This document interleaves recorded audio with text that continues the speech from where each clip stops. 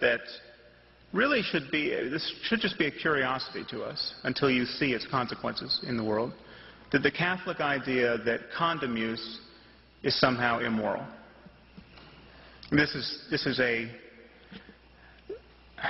genuinely ludicrous idea. I can assure you that the powers of the human brain are insufficient to provide a good argument for this.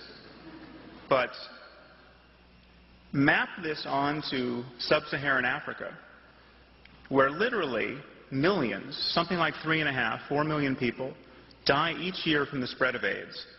And what you have there are Catholic ministers literally preaching the sinfulness of condom use in villages where the only information about condom use is the representation of the ministry.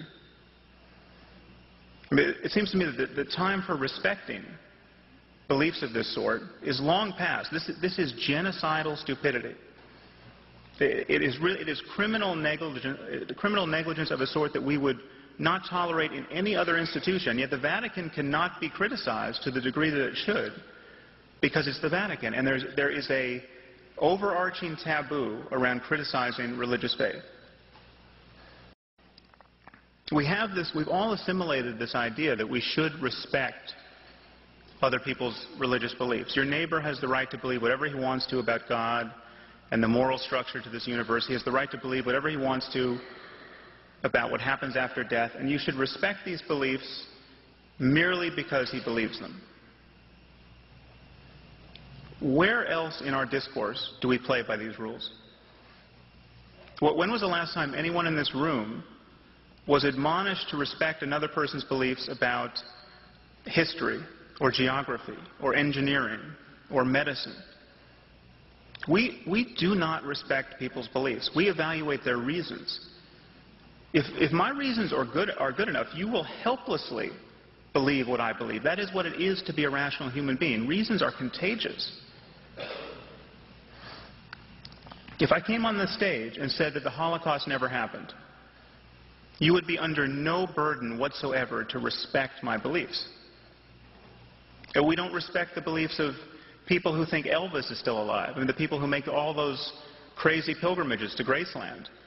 These people do not get invited to sit on our boards of directors. They don't become presidents of universities.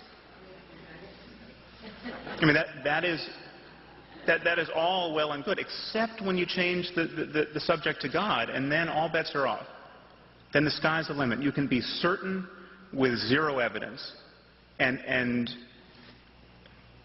respected for it. It is taboo to push the conversation into criticism of your beliefs.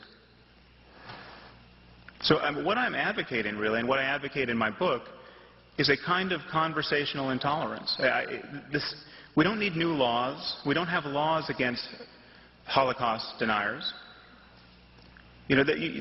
All we need is a standard of intellectual honesty where people who pretend to be certain about things they're clearly not certain about receive some conversational pressure.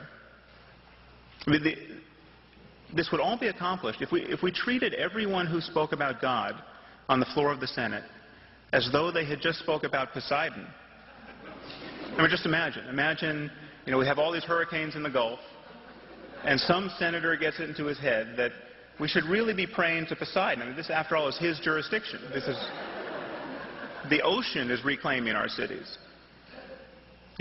Clearly, that would be the end of that person's political career. And yet it's not like someone discovered in the 3rd century that the biblical God exists, but Poseidon doesn't. These claims have exactly the same status.